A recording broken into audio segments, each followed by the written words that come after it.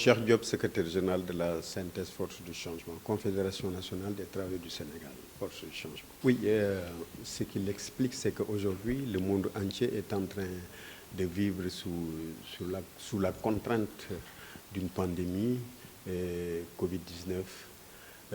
Donc, ça impacte pratiquement toutes les activités économiques, sociales, politiques. Aujourd'hui, la fête du 1er mai, pour la première fois depuis des centaines d'années, nous vivons un 1er mai confiné dû à la pandémie. C'est la raison pour laquelle nous disons que, en tout cas pour moi, dans ma carrière syndicale, c'est la première fois que je vis un 1er mai confiné, un 1er mai où il n'y a rien du tout, pas de manifestation, pas de communion avec les travailleurs, pas de dépôt de cahier de doléances. Donc vous imaginez un peu ce que ça fait pour un leader syndical et pour ses militants.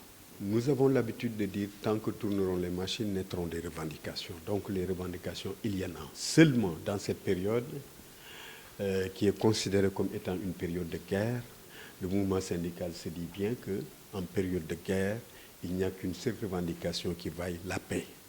La paix ici, c'est vaincre la pandémie, bouter la pandémie hors des limites du Sénégal et des limites terrestres. C'est ça la seule revendication qui vaille. Pour autant, nous pensons déjà à l'après-Covid et nous avons formulé des revendications, un cahier de doléances pour cette année, bien que la revendication essentielle, je viens de la rappeler, nous avons le cahier de doléances, nous avons élaboré également le manifeste du 1er mai 2020, nous avons fait des déclarations, mais tout ceci se fera en online. Le cahier de doléances va être transmis par voie administrative en passant par notre autorité de tutelle. Donc, c'est un 1er mai un peu particulier. C'est la raison pour laquelle la synthèse Force du Changement avait proposé qu'on ait une séance de vidéoconférence entre les organisations syndicales qui avaient droit à la parole, à la cérémonie de remise de cahier de doléances et le chef de l'État. Ce serait une excellente occasion pour nous de magnifier et remercier le chef de l'État pour les actes qu'il a posés durant cette crise concernant le monde du travail. Il a sécurisé les salaires et sauvegardé les emplois, encadré, s'il fallait y aller, le chômage technique.